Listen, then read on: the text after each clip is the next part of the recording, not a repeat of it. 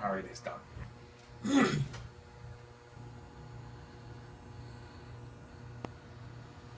you go. First heat up the thing. she goes in the fast and she thinks that if she starts fast like this, that it's gonna heat faster. It's gonna take its time until you. Yeah,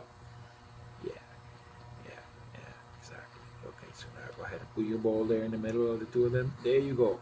Now you gotta remember. Yes, perfect. Oh my God! Now. She's a good solderer. Remember, both metals have to be heated evenly, so the bowl to go evenly in the middle. Now hit the one on the right, because it's going towards the left.